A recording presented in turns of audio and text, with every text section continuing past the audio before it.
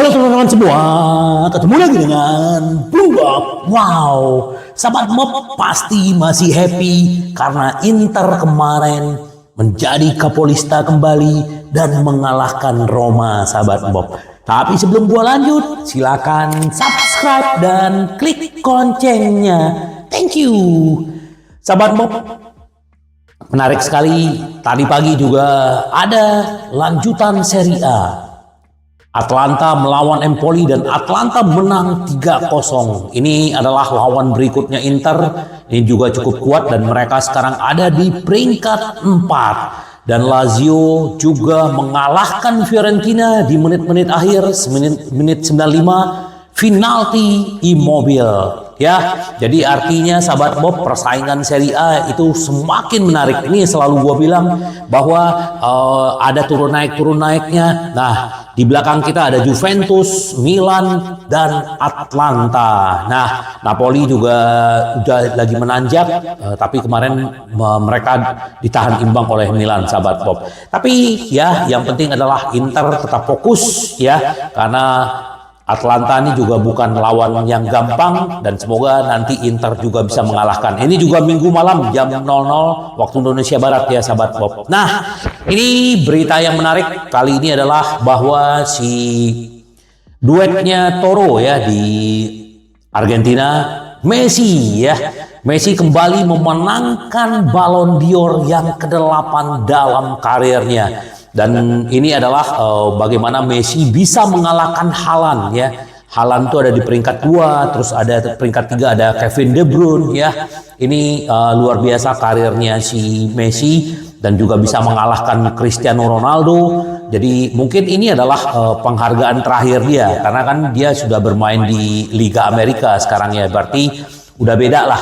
Tapi dia menutup karirnya juga cukup bagus ya. Selamat buat Messi. Tapi Messi mendapatkan Ballon d'Or, tapi Toro juga kecipratan, sahabat Bob. Superstar Inter Milan ya mendapatkan peringkat ke-20 dalam voting Ballon d'Or ya. Ini luar biasa, sahabat Bob. Kenapa gitu loh? Apa yang ditampilkan Lautaro Martinez ya, baik di Piala Dunia, baik dia di Liga Italia, Liga Champions bersama Inter ya.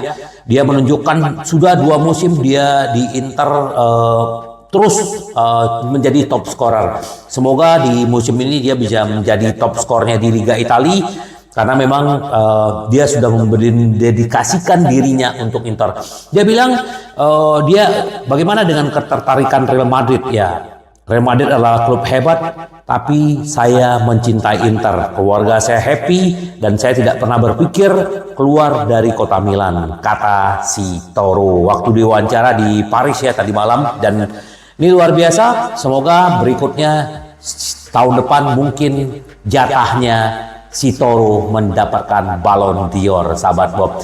Terus juga selain Toro, ya Nicolo Barella selamat ya atas penampilan ke-200-nya untuk Inter. Dan dia juga masuk nominasi Inter di peringkat 27. Ini juga gelandang luar biasa. Kemarin waktu melawan Roma dia juga membuktikan ya, banyak kemarin si Nicolo Barella kurang bagus gini. Tapi menurut gua Nicolo Barella sudah mulai kembali ke peak performance-nya ya. Sayang tidak mencetak gol aja kemarin, tapi dengan adanya dia lini tengah Inter tuh makin gacor, sahabat Bob, mengalir bolanya itu luar biasa. Jadi selamat buat Toro dan Nicolo Barella. Ya, ini sahabat Bob juga si Marcus Thuram ya dipuji karena penampilannya memenangkan atas Roma ya. Kita tahu bahwa Thuram ini benar-benar bisa menunjukkan jati diri dia yang sebenarnya di Inter.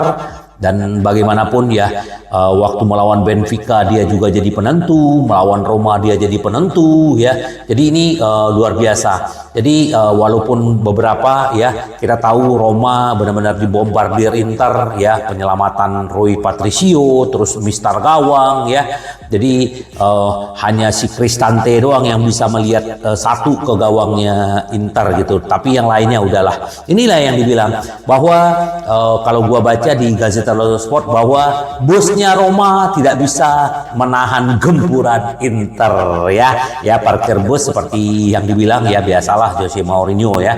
Tapi Inter harusnya terus bisa menunjukkan kualitasnya, apalagi Thuram dengan Lautaro semakin padu, dan kita bisa melihat bagaimana mereka begitu happy, dan si mantan kita yang tidak happy kemarin, sahabat Bob. Tapi sudahlah. Nah, ini yang dibilang sama jurnalis Itali si Kondo ya, Inter Milan melawan Roma seperti lapangannya menurun ya. Kita itu yang gue bilang kemarin, kita kayak bermain satu lapangan gitu, setengah lapangan yang kita kosong, bagian lapangannya Roma itu penuh karena kita menyerang dan mereka bertahan 11 pemain dengan kipernya. Jadi ya itu yang dibilang Kondo. Jadi memang tidak ada apa-apanya si Roma kemarin.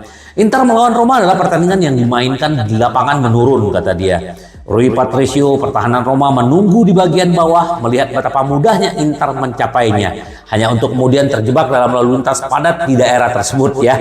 Kita tahu bahwa mereka memang ya seperti Cristante kemarin bilang bahwa mereka hanya mau mengejar imbang ya.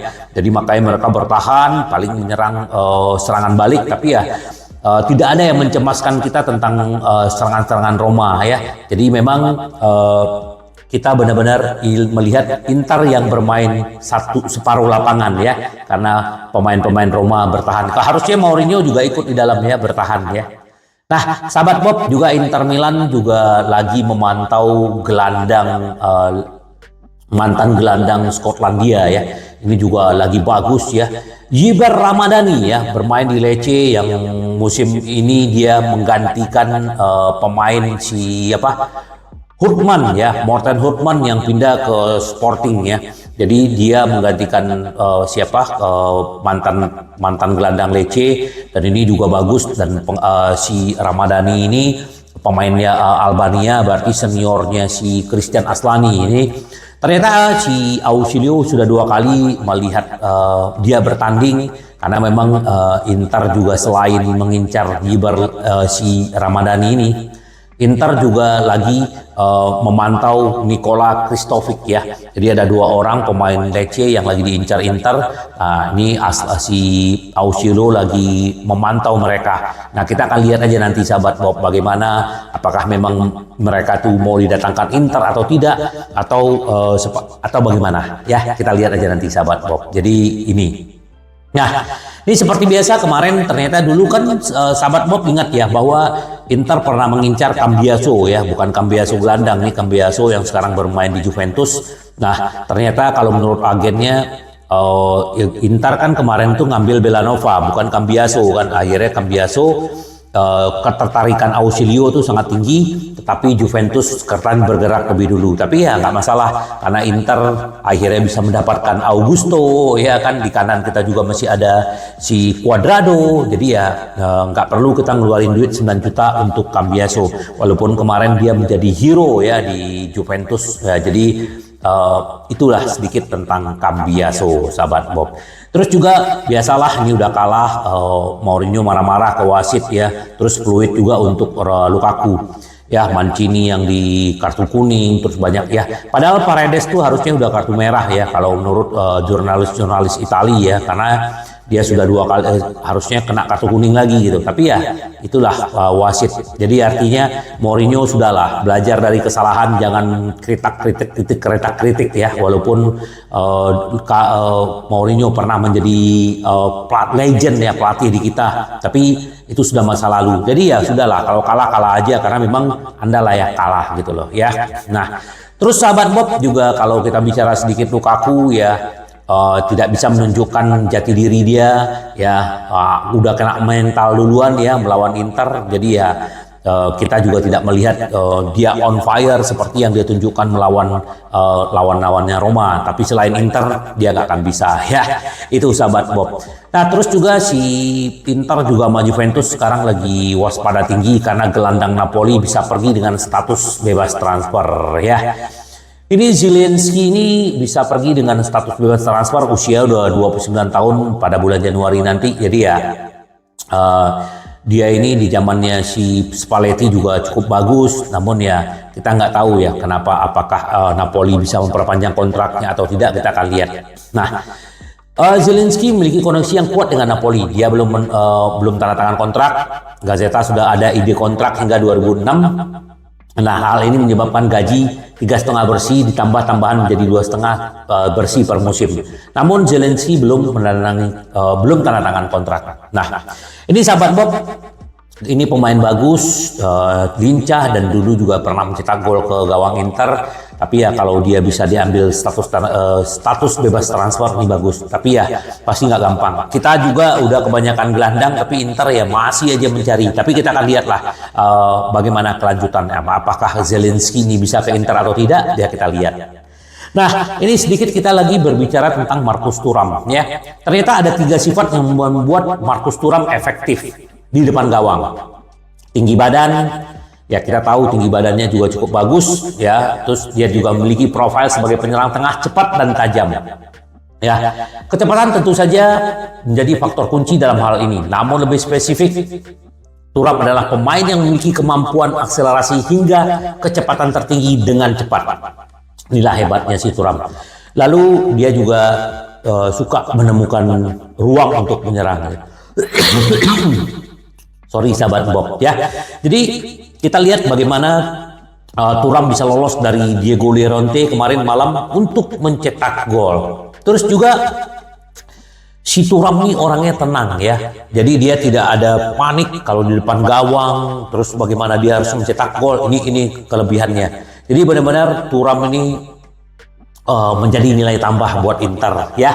Semoga terus gacor si Thuramnya di Inter, ya, karena musim masih panjang, ya. Apalagi ya kita juga akan ketemu dengan Atlanta, terus ketemu dengan Salzburg minggu depan gitu loh. Jadi masih banyak pertandingan sahabat Bob. Terus juga kalau kita berbicara sedikit kemarin Acerbi benar-benar bisa membungkus yang namanya si Lukaku, sahabat Bob, ya. Peran-peran yang dimainkan pemain-pemain Inter benar-benar kemarin terjadi. Dan satu lagi catatan adalah pemain-pemain Inter menyambut Lukaku dengan sangat dingin, ya. Itu bisa kita lihat, dan benar-benar si Lukaku benar-benar jatuh mentalnya. Hanya masuk lapangan berlari hanya untuk mengeluarkan keringat, gitu aja sahabat Bob. Jadi ya sekali lagi selamat buat Lautaro Martinez yang masuk nominator Ballon d'Or, ya, peringkat 20. Nicolo Barella yang juga peringkat 27. Semoga di tahun ini bisa